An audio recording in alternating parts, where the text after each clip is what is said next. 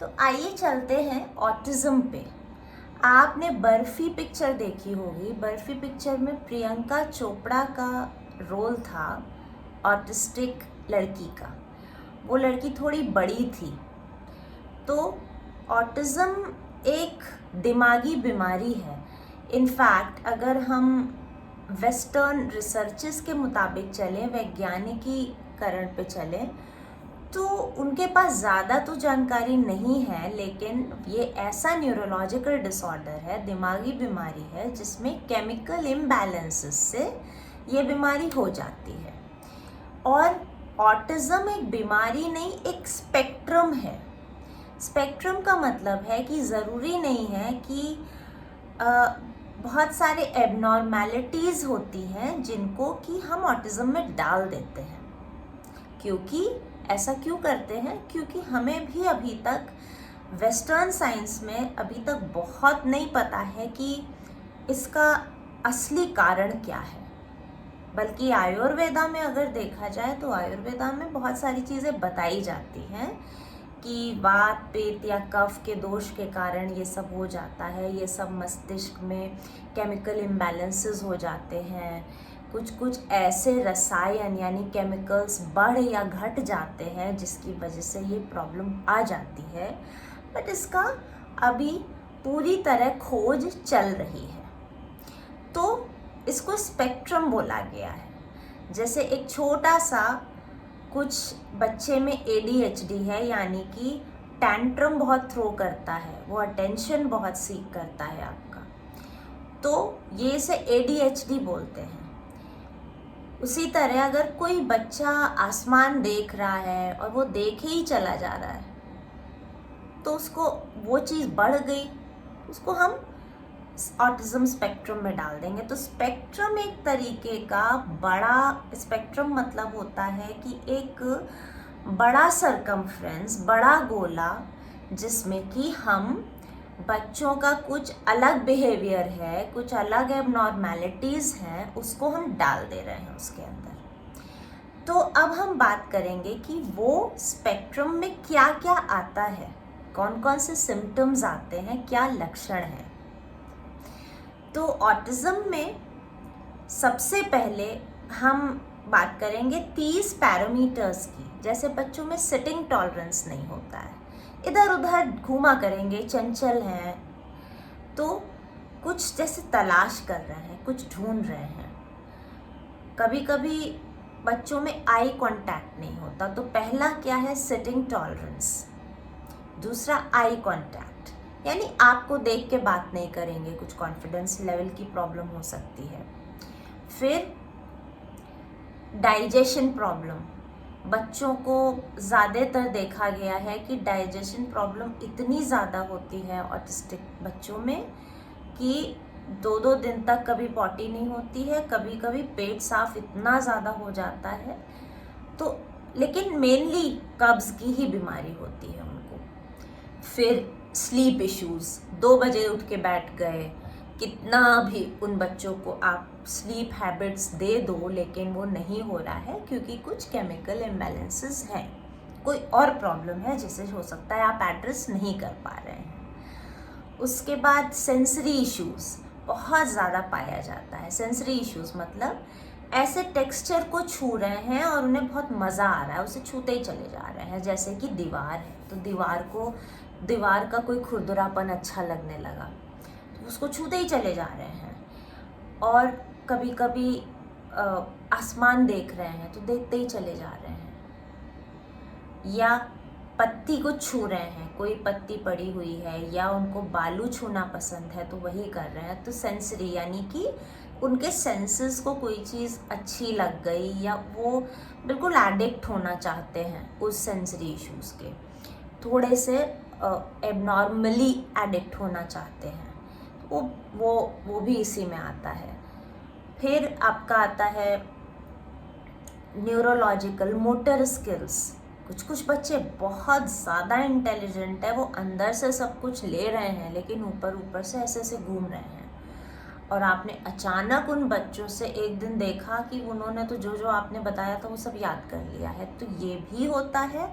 उल्टा भी होता है कि आप कितना भी बच्चों का मोटर स्किल्स नहीं डेवलप है, स्पीच नहीं डेवलप्ड है। Speech is the main issue. Speech यानी कि वाक, तो जो बोल नहीं पाते हैं, ज़बान या तो लड़खड़ाती है या तो कोई शब्द निकल नहीं रहा है, शब्दों की प्रॉब्लम है, स्पीच इश्यूज़ हैं। रिलैक्सेशन प्रॉब्लम है, यानी कि एंजाइटी बहुत ज़्यादा है, उग्र बिहेवियर, अग्रेशन है, बात बात पे चिड़चिड़ा रहे हैं। क्यों? क्योंकि पेट नहीं साफ है तो चिड़चिड़ाहट भी हो रही है। रो रहे हैं तो रोते ही जा रहे हैं। क्राइंग स्पिल्स, क्राइंग स्पिल्स मतलब फ्लैश ऑफ टीयर्स, टॉक्सिन्स निकलते ही चले जा रहे हैं किसी ना किसी फॉर्म में। फिर कुछ फालतू चीज़ें खाना चाहते हैं, यानी कि अनहेल्दी चीज़ें खाना चाहते हैं कि चिप्स खिला रहे हैं आप तो उनको चलेगा, लेकिन अगर कुछ और है, कुछ फल खिला दिया तो वो नहीं खाएंगे। तो क्यों? क्योंकि अपने आप ब्रेन कुछ एंटरटेनमेंट के लिए ढूंढ रहा है। तो ये सारे अगर हम देखें तो 30-40 ऐसे पैरामीटर्स हैं, और अगर देखा जाए तो ऐसा नहीं है कि ये सारे 30-40 जो सिम्टम्स हैं वो हर बच्चे में पाए जाएंगे। कभी कभी एक बच्चे में 5 सिम्टम्स भी हो सकते हैं, 6 भी हो सकते हैं, और उससे ज़्यादा भी हो सकते हैं। ज़रूरी नहीं है कि ये सारा कुछ एक उसमें आएगा, इसीलिए स्पेक्ट्रम बोला गया है। एबनॉर्मैलिटी है अगर ब्रेन की तो हो सकता है सोशल डिसऑर्डर ना हो।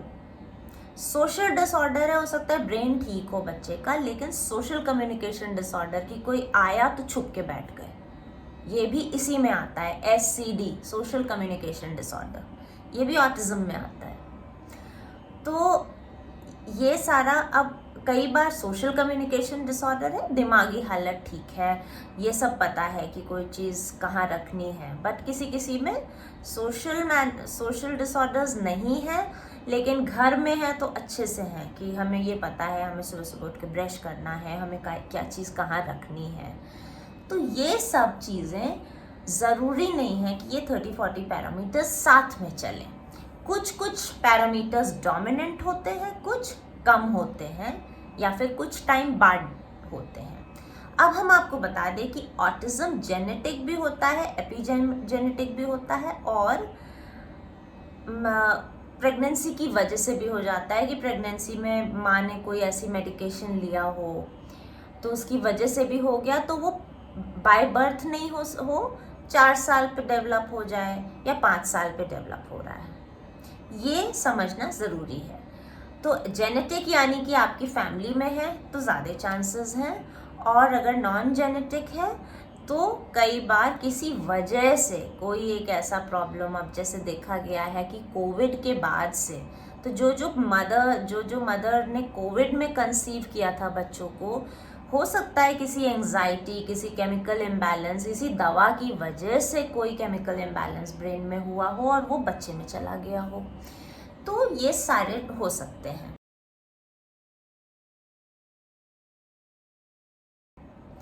म्यूज़िक थेरेपी क्या है? म्यूज़िक थेरेपी, साउंड हीलिंग, ये दोनों चीज़ें आपको एक तरीके से समझनी चाहिए, क्योंकि हम जब साउंड हीलिंग बोल देते हैं यानी कि ध्वनि विज्ञान, तो ध्वनि यानी कि साउंड, और इसी के बेसिस पे, इसी आधार पर हमारा म्यूज़िक बना है। अब साउंड क्या है? साउंड कुछ भी हो सकती है, मैंने क्लैप किया वो भी साउंड है, प्रेशर कुकर की सीटी भी साउंड है। तो साउंड और म्यूज़िक में क्या फ़र्क है? साउंड कुछ भी हो सकता है, म्यूज़िक वो चीज़ है जो आपको इंद्रिय सुख देता है और आपके ब्रेन वेव्स को शांत करता है। तो sound healing is something which is just a sound, कि आपने जैसे ये मैंने तानपुरा बजाया वैसे ये भी म्यूज़िक थेरेपी है, लेकिन ये साउंड है, ये एक पर्टिकुलर मोनोफोनिक साउंड बज रही है, ठीक है। तो म्यूज़िक थेरेपी मतलब होता है कि अच्छी ध्वनि, यानी कि आपके जो भी बॉडी वाइब्रेशंस हैं उससे मिलती हुई ध्वनियाँ अगर हम आपको सुनाएं, उससे आपकी बॉडी में कुछ वाइब्रेशंस, कुछ केमिकल्स उत्पन्न होंगे और वो हीलिंग की तरफ जाएंगे, वो रिजल्ट करेंगे हीलिंग की तरफ। ऑटिज्म में पाया गया है कि म्यूजिक थेरेपी एक ऐसा उपाय है, एक ऐसा होलिस्टिक ट्रीटमेंट है। होलिस्टिक क्यों? क्योंकि इसका कोई साइड इफेक्ट नहीं है, कोई दवा नहीं खा रहे हैं आप, साउंड ही दवा है। तो बहुत सारा फायदा देखा गया है, बहुत अच्छे रिजल्ट्स देखे गए हैं। और ऑटिज्म में, ADHD में, इन दोनों में म्यूज़िक थेरेपी में बहुत सारे ऐसे टूल्स हैं जो कि बहुत जल्दी फ़ायदा करेंगे और आपको बहुत जल्दी हीलिंग की तरफ ले जाएंगे। ऐसा क्यों है? क्योंकि जो ऑटिज्म वाले बच्चे हैं, क्योंकि वो ज़्यादा दीन दुनिया से थोड़ा सा अलगाव रहता है उन लोगों का, तो उनका राइट हेमिस्फीयर वाला जो ब्रेन है, यानी हमारा लेफ्ट राइट हेमिस्फीयर है, लेफ्ट एनालिटिकल होता है, राइट क्रिएटिव ब्रेन। म्यूजिक वाला ब्रेन है वो बच्चों का एक्टिव होता है। तो आप देखेंगे कि आप किसी पिच को नहीं पकड़ पा रहे हैं, लेकिन अब अगर एक बच्चा है जो कि उसको हल्का सा ऑटिज्म है, वो फटाक से उस पिच को पकड़ के सा बोल देगा, क्योंकि वो बच्चे का जो राइट हेमिस्फीयर है वो बहुत एक्टिव होता है। तो जब हम म्यूजिक के थ्रू उस बच्चे को ट्रीट करेंगे तो उसका उपाय जल्दी आ जाएगा। अब म्यूजिक क्या है, उसका हल्का सा मैं साइंस बताना चाहूँगी कि म्यूजिक कैसे काम करता है। क्योंकि कई लोग सोचते हैं कि अरे म्यूजिक तो रिलैक्सेशन करवाता है या म्यूजिक एंटरटेनमेंट के लिए, ना, तो म्यूजिक रिलैक्सेशन और एंटरटेनमेंट से कहीं ज़्यादा है। उसकी साइंस क्या है? हमारी बॉडी में चक्र हैं। चक्र क्या होते हैं? Energy centres. एनर्जी सेंटर्स यानी कि हमारी जो नस नाड़ियाँ हैं जहाँ पे मिली हुई होती हैं, वो व्हील्स होती हैं जहाँ पर हमारी सारी नस नाड़ियाँ, सर्किट्स, सब कुछ जुड़े हैं। तो एक तरह से देखा जाए कि ये आपका जुड़ा है और यहाँ पे सारी नस नाड़ियाँ आके मिल रही हैं। तो जो चक्र हैं वो भी हजारों लाखों चक्र हैं हमारी बॉडी में, और उनसे जुड़ी हुई जो भी सर्किट्स, तारे हैं, वो नस नाड़ियाँ करीब 72,000, मतलब इतनी नस नाड़ियाँ हैं। तो ये जो एनर्जी सेंटर्स हैं जहाँ पे नस नाड़ियाँ आपकी जुड़ी हैं, जैसे आप ऐसे देखें कि ये एक पर्टिकुलर एरिया है जहाँ पे सारे सर्किट्स जुड़े हुए हैं, ये आपका हब है। तो चक्र को आप समझ लीजिए हब, ठीक है। तो अब एनर्जी सेंटर्स जो हैं वो बहुत सारे हैं हमारी बॉडी में, लेकिन हमारे बॉडी के बिल्कुल बीचों बीच प्राइम 7 चक्रास हैं, यानी कि एनर्जी सेंटर्स, जहाँ पर एनर्जी विद्यमान है। तो बीचों बीच एनर्जी विद्यमान है। अब इनकी अपनी कुछ वाइब्रेशंस हैं, साउंड वाइब्रेशंस, फ्रीक्वेंसीज हैं। अगर आप अपनी अंदर की इन फ्रीक्वेंसी से बाहर की फ्रीक्वेंसी को बिल्कुल एग्जैक्ट उसी फ्रीक्वेंसी से ऐसे उनको आपने हल्का सा वाइब्रेट करवाया, तो ये सब ऐसे हिलेंगी, वाइब्रेट, ये चक्र भी वाइब्रेट कर गया, क्योंकि ये आपका आउटर फ्रीक्वेंसीज है जो कि आप दे रहे हैं म्यूजिक, और ये आपका चक्र है। तो जैसे ही आपने चक्र में फ्रीक्वेंसीज डाली, उनसे रिलेटेड फ्रीक्वेंसीज यहाँ पर वो वाइब्रेट करा, वो ऐसे ऐसे हिली, रेजोनेट हुई, और इन्होंने आपके एनर्जी, ऊर्जा धार को खोल दिया।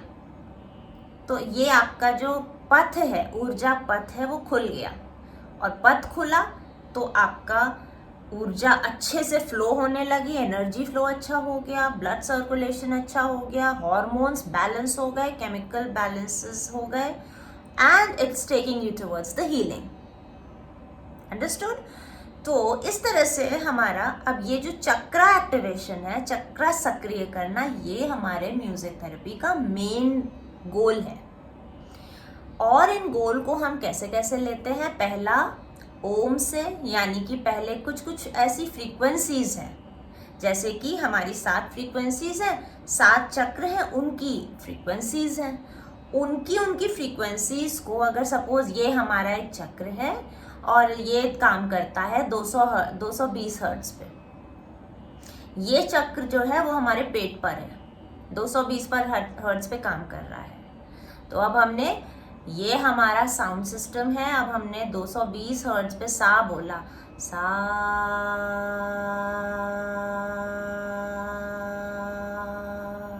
अब ये पेट की फ्रीक्वेंसी 220 हर्ट्ज, ये दोनों मिल गया, यानी कि आउटर फ्रीक्वेंसी, इनर फ्रीक्वेंसी, ये दोनों मिक्स हो गए और ये दोनों आपस में बिल्कुल सक्रिय होने की कोशिश कर रहे हैं। अब जब ये सक्रिय हो गए तो आपका ये सपोज पेट का था मणिपुर चक्र, तो अब ये एक्टिवेट हुआ और मणिपुर से रिलेटेड, यानी पेट से रिलेटेड आपकी जो पैनक्रियाज हैं, इंटेस्टाइन्स हैं, तो ये सब एरिया को उसने वाइब्रेट किया, वहाँ का उसने ऊर्जा खोल दिया। ठीक है, अब ये मोटा मोटा है, हर बच्चे को कुछ ना कुछ एरियाज ब्लॉक्ड होते हैं, तो हम वो खोलते हैं। अब ये मैं नहीं बता रही हूँ, ये हमारे जो पुरातन, जो वैदिक काल का जो एंशिएंट स्क्रिप्चर है, यानी कि साम वेदा में ये सब कुछ लिखा हुआ है। तो ये जो म्यूजिक थेरेपी है, ये आज की नहीं है, ये पुरातन काल की है। ठीक है, इंडिक सिस्टम है। और देखा जाए तो जो वेस्टर्न म्यूजिक थेरेपी है वो भी साउंड, वो उस पर काम करती है, लेकिन वो लोग ब्रेन से काम करते हैं कि वो ब्रेन को साउंड वेव से बदल देते हैं। तो जैसे ब्रेन वेव्स में साउंड वेव्स घुसा दिया तो काम अच्छा करने लगा। बात वही है कि हम पूरी बॉडी को लेके चलते हैं, पूरी बॉडी में चक्रस को लेके चलते हैं। ये लोग, वेस्टर्न म्यूजिक कहता है कि ब्रेन से चलो और पूरी बॉडी में घुसो। तो बात वही है, हमारा इंटेंशन वही है, और जो हमारे भारतीय ग्रंथों में लिखा हुआ है वही हम आपको लाके दे रहे हैं। ठीक है, और देखा जाता है कि जब ग्रंथों का हम ये सब करते हैं इलाज, सब मंत्र, तो उससे बहुत सारे फायदे होते हैं। तो ये मेन मोटा मोटा है। अब हम बात करेंगे क्या क्या टूल्स ऑटिज्म के लिए यूज होते हैं। अब चक्रा तो बीच की चीज है, कि मतलब चक्रा ही हील करना है। अब उनको किन किन चीजों से हील करते हैं? पहला है ध्वनि संस्कार। ध्वनि मतलब साउंड, नाद योग। तो पहला है ध्वनि संस्कार, यानी उस पर्टिकुलर फ्रीक्वेंसी पे ही आपको गाना है। दूसरा है उस पर्टिकुलर फ्रीक्वेंसी से मंत्र गाएं या ओम का उच्चारण करें तो आपकी हीलिंग बढ़ जाएगी। और मंत्र गाने से, स्पेशली जब मदर्स हैं वो मंत्र गाती हैं, तो जब म्यूजिक थेरेपिस्ट एक मंत्र का उच्चारण करते हैं तो वो मंत्र हमारे जो सेल्स हैं, हमारी जो ये कोशिकाएं हैं, उसके अंदर घुसती हैं और उन्हें सक्रिय बनाती हैं। संस्कृत के जो मंत्र हैं वो बहुत बहुत लाभदायक हैं। और हमारे एंशिएंट स्क्रिप्चर्स में हर डिजीजेस के लिए मंत्र हैं। अगर आप संगीत रत्नाकर की बात करें जो शारंगदेव जी ने लिखी है, अगर आप नाट्य शास्त्र की बात करें, सामवेद की बात करें, इन सारे ग्रंथों में इस चीज़ की व्याख्या है कि हर चक्र के लिए मंत्र हैं, हर चक्र के लिए और हर इमोशंस के लिए, हर रस के लिए मंत्र हैं। तो मंत्र चिकित्सा बहुत बहुत लाभदायक है। तो पहले उस पर्टिकुलर फ्रीक्वेंसी पे हमने एक मंत्र बोला। अब तो मंत्र पहला राउट है, पहला रास्ता है वहां घुसने का। ठीक है, दूसरा रास्ता क्या है? राग आप जैसा कि जानते हैं भारतीय संगीत में बहुत ज़्यादा इंटीग्रल पार्ट है राग। तो राग जो है, राग चिकित्सा, ये सेकेंड राउट है। राग चिकित्सा, राग क्या होती है? हाँ, कैरेक्टरिस्टिक ट्यून्स, यानी कि अगर आपने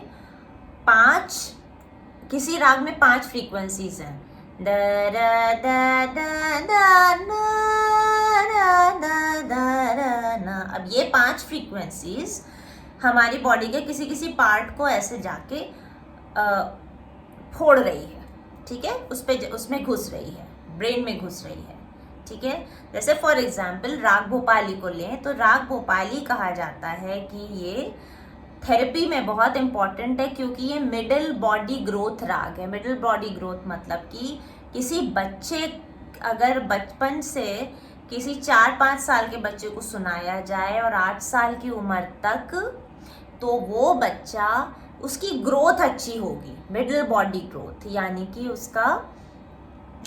उसका दिमाग अच्छा होगा और उसकी ओवरऑल इमोशनल जो ग्रोथ है वो अच्छी होगी। तो भोपाली जो है उसमें 5 सुर लगते हैं, सा रे गा पा धा। अब इसी राग को अगर हम रिपीटेटिवली बोलते जाएं, अब इसमें कुछ और यूज नहीं हो रहा है, सारी फ्रीक्वेंसीज नहीं यूज हो रही हैं, कुछ सेट ऑफ फ्रीक्वेंसीज हैं सेलेक्टिव। तो अब जब उन्हीं सेट ऑफ फ्रीक्वेंसीज पे आप बार बार जाते रहेंगे तो ये तो अपने आप में हीलिंग है ना। राग में रेपिटेटिव वही सेम टोन्स और माइक्रोटोन्स काम करते हैं, वही सुर लगते हैं। अगर भोपाली में 5 हैं तो आप इससे छठा नहीं ले सकते हो। सा रे गा पा, सा ग रे पा, गा पा दा पा दा गा पा, सा रे गा पा धा पा गा पा रे धा पा, सा पा दा गा पा दा गा पा गा रे सा रे धा सा रे गा पा दा पा गा पा दा पा गा पा दा पा गा पा रे गा पा। तो मतलब आप उसी में गोल घूम रहे हैं, और अगर ये 5 फ्रीक्वेंसीज उन्हीं आपके उस शरीर के पर्टिकुलर अंगों को बार बार ट्रिगर कर रही है, और ये हीलिंग है। अब क्या चीज मिल गई, यानी कि किसी चक्र को हमें अनब्लॉक करना है, उसके लिए सबसे पहले ध्वनि लिया, मंत्र लिया, और उस मंत्र को एक पर्टिकुलर राग में या 2-3 रागों में संगीत दे दिया, यानी कंपोज कर दिया। ये 3 राउट्स हो गए, यानी हीलिंग और अच्छी हो गई, बढ़ गई। फिर आ गया ताल उपचार। तो रिदम्स, बीट्स, लय, ये तो हमारी बॉडी का ही पार्ट है। हमारे जो हार्ट बीट्स होती हैं वो भी लय में चलती हैं, रिदम्स में चलती हैं। हमारे अंदर का ब्लड सर्कुलेशन ये भी रिदम में चलता है। हम कोई भी चीज़ अगर रिदम में नहीं है तो हमारे को हल्का सा ब्रेन को डिस्कम्फर्ट होगा। अगर ये रिदम हम हटा दें तो इसको कहते हैं ब्रेन एंट्रेनमेंट, यानी कि ब्रेन हमारा किसी एक पर्टिकुलर रिदम को लेने के लिए ऑलरेडी ट्रेंड है। तो ताल उपचार बहुत ज़्यादा अच्छा टूल है। और क्यों? जैसे किसी बच्चे का मोटर स्किल्स डेवलप करना है, या किसी बच्चे का कॉग्निशन, ब्रेन फंक्शनिंग अच्छी करनी है, तो रिदम्स बहुत ही अच्छी चीज़ है। रिदम्स में अगर हमारी क्लासिकल म्यूजिक के बोल घुस गए तब तो और भी अच्छा है, यानी दिन दिन धागे तिरकट तू ना कत्ता धागे तिरकट दीना, दिन दिन धागे तिरकट तू ना कत्ता धागे तिरकट दीना, दिन दिन धागे तिरकट तू ना। तो इस तरह से 1 2 3 4 1 2 3 4 1 2 ये रिदम्स हो गए। तो ये आपके ब्रेन के लिए, ब्रेन एंट्रेनमेंट के लिए, और भी कॉग्निशन के लिए, मोटर स्किल्स के लिए, हर चीज़ के लिए ताल उपचार बहुत ही अच्छा उपाय है। ठीक है, तो अब ये 4 आपके उपाय हो गए। अब हम इसे कैसे बच्चे को देना है इस पे बात करेंगे। तो बेसिकली अगर हम एक संगीत चिकित्सक के पास आप जाएं तो आप हफ्ते में 2 बार जाएंगे। तो आपकी बातें अगर बेसिकली मदर्स या केयर गिवर्स जा रहे हैं तो हम मेनली बच्चे को देखते हैं। हम ये असेस करते हैं, यानी कि संगीत चिकित्सक असेस करते हैं कि क्या चक्र में, कौन से चक्र में प्रॉब्लम है, कौन सा चक्र सक्रिय नहीं है। उसको आयुर्वेदिक पॉइंट ऑफ व्यू से भी देखते हैं, कि क्या क्या प्रॉब्लम्स हैं, उनकी पूरी क्लिनिकल सेटिंग्स देखते हैं हम अपना, और अपना भी फॉर्म होता है जो कि ऑटिज्म में भरवाया जाता है। और जब ये कर लेते हैं तो ये पता चल जाता है कि किस चक्र में प्रॉब्लम है, या फिर बच्चे का कौन सा ऐसा गोल सेटअप। हमें ये, अब हमने बात की थी ना, 30 या 40 पैरामीटर्स होते हैं, यानी कि छोटे बड़े सिम्टम्स होते हैं।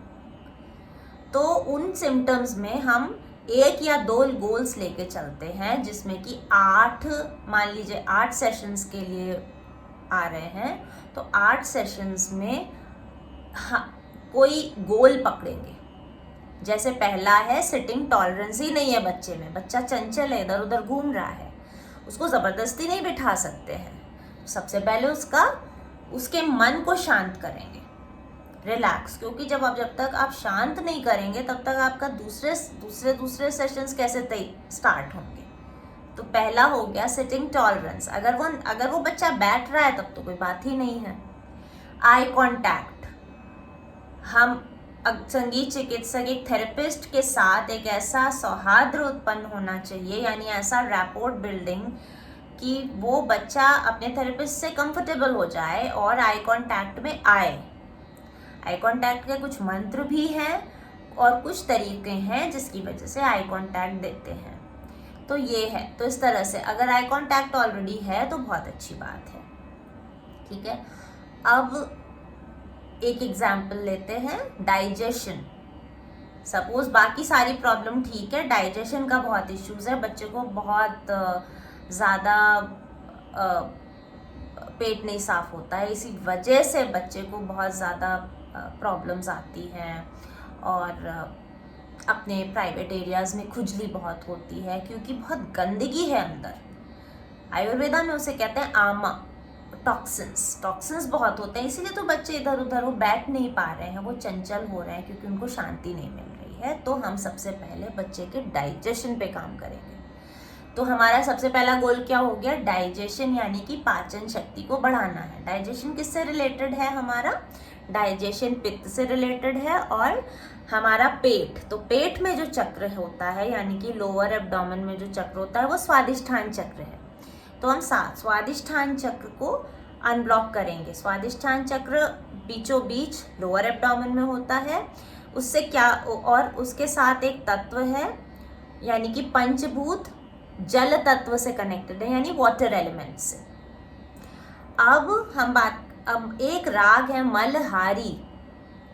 मलहारी जो राग है, तो मलहारी में हम पहले माँ को सिखाएंगे। नॉर्मली हम केयर गिवर्स या फिर जो पेरेंट्स हैं उनको भी सिखाते हैं, क्योंकि थेरेपिस्ट तो हफ्ते में 2 दिन क्लास लेंगे, सेशंस लेंगे। रोज़ का तो माँ को या पेरेंट्स को या केयर गिवर्स को ही देखना है। तो ये थेरेपिस्ट को इंश्योर करना पड़ेगा कि घर पे जाके उन्हें क्या करना है। अगर सिखाना भी पड़े तो सिखाते हैं, मंत्र उच्चारण करवाते हैं, क्योंकि अभी बच्चा नहीं प्रिपेयर्ड है, वो तो घूम रहा है। तो किसको सिखाएंगे, मदर। और मदर की जो आवाज़ है वो बच्चे के लिए सबसे थेरेप्यूटिक आवाज़ है, क्योंकि एक बच्चे ने जन्म से भी पहले से उस आवाज़ को सुनी हुई है, वो कनेक्टेड है उससे। तो सबसे, जैसे कहते हैं ना मदरीज मतलब वो बच्चे की आवाज़ है जो कि उसे ज़्यादा थेरेप्यूटिक है उसके लिए। तो मलहारी राग में एक श्लोका है, वो सिखाएंगे। मलहारी यानी मल को जो हरता है, तो बच्चे में तो ये डिटॉक्सिफिकेशन की राग है। ठीक है, अब इस राग को पहले तो हमने चला दिया अपने सेशंस में, और मदर को सिखा दिया श्लोक के साथ। अब उसका एक श्लोक है,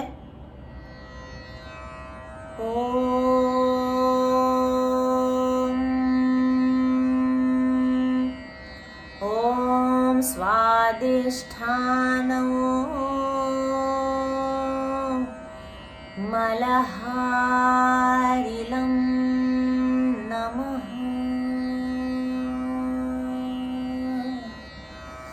ओम कल्याणाय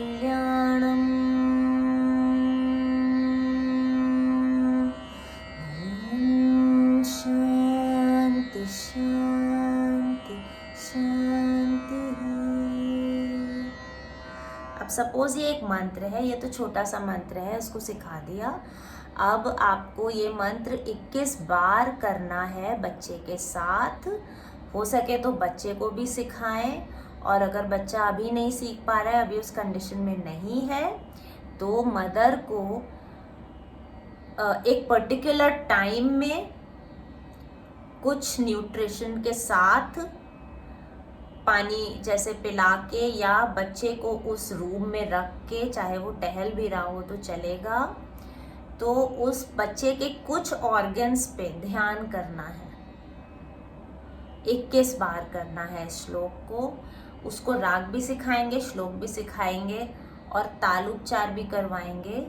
तो जब रोज रोज होगा तब वो हीलिंग होगी और समझ आएगी।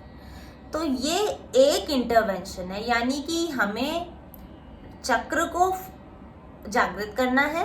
किससे? मंत्र से, राग से, ताल से। तो ये मोटा मोटा है। अब इसको किस वे में कर रहे हैं, वो बहुत सारे तरीके हैं। ठीक है, जैसे एक मेडिसिन है, अब उस मेडिसिन को आपको रोटी में डाल के देना है, डायरेक्ट दे देना है, पानी में डाल के देना है, वो सब बच्चे पे डिपेंड करता है, वो क्लाइंट स्पेसिफिक है। ठीक है, अब सब ये बच्चा सपोज अपनी बॉडी के हिसाब से, वो बच्चा जैसे ही वो गाना सुना उसने सो गया, तो आपको राग को बदलना पड़ेगा, राग चिकित्सा को बदलना पड़ेगा। तो वो बॉडी के अनुसार, यानी और बच्चे के आचार व्यवहार, उसके नेचुरल ट्रेट्स, यानी कि जो भी वो ट्रेट्स लेके आया है, जो स्वभाव लेके आया है, उसके अनुसार हमें इलाज को, रागों को बदलना पड़ता है, मंत्र को बदलना पड़ता है। सपोज हम मल्हारी तो सुना रहे हैं, लेकिन मल्हारी थोड़ा सा माइनर, थोड़ा डल राग है और बच्चा ऑलरेडी डल है। ठीक है, तो हमें कोई चंचल राग सिखानी पड़ेगी, ताकि उसकी डलनेस, वो जो बच्चा हल्का सा आलस में है, अगर वो बच्चा आलस में है तो हल्का सा इससे ही रिलेटेड, टॉक्सिन्स से ही रिलेटेड हमें कोई दूसरा चंचल भागती हुई राग को बताना पड़ेगा, और श्लोक भी अलग हो जाएगा। अगर बच्चा बहुत घूम घाम रहा है, बहुत ज़्यादा चंचल है, तो हमें कोई ऐसी राग, ऐसा श्लोक बताना है जिसमें कि बच्चा बैठ जाए, थोड़ा सा उसको शांति मिले। तो ये क्लाइंट स्पेसिफिक है। वो पहले बच्चे की जांच पड़ताल, उसके ऑब्जर्वेशंस, पहले एक थेरेपिस्ट उसे देखता है कि देखे बच्चे को क्या पसंद है। और म्यूज़िक थेरेपी सिर्फ म्यूज़िक नहीं है, इस रूट पे चलने के लिए हमें एक थेरेपिस्ट योगा भी करवाता है, योगासन भी करवाता है, चित्र भी बनवाते हैं, पौधों के साथ, गार्डनिंग के साथ भी म्यूज़िक थेरेपी होती है, खान पान के साथ में, न्यूट्रिशन के साथ। पानी रखा है, पानी को रख दें और उसे गाना सुनाएं, ये भी एक बहुत साइंटिफिक है। उसके बाद पानी को पिए तो उसमें क्रिस्टल्स अच्छे हो जाएंगे पानी के। तो बहुत सारी मोडेलिटीज़ हैं जो आप संगीत चिकित्सा के साथ मिक्स करके बच्चे को दे सकते हैं, और ये भी हम केयर गिवर्स को सिखाते हैं, ताकि वो सीख के रोज़ एक पर्टिकुलर समय पर उसको वो चिकित्सा दें। तो ये था कैसे ऑटिज़म में म्यूज़िक थेरेपी हेल्प करता है। आगे हम और सीरीज़ लेके आएंगे। हमारे चैनल को लाइक करें, शेयर करें, सब्सक्राइब करें। Thank you so much. नमस्ते।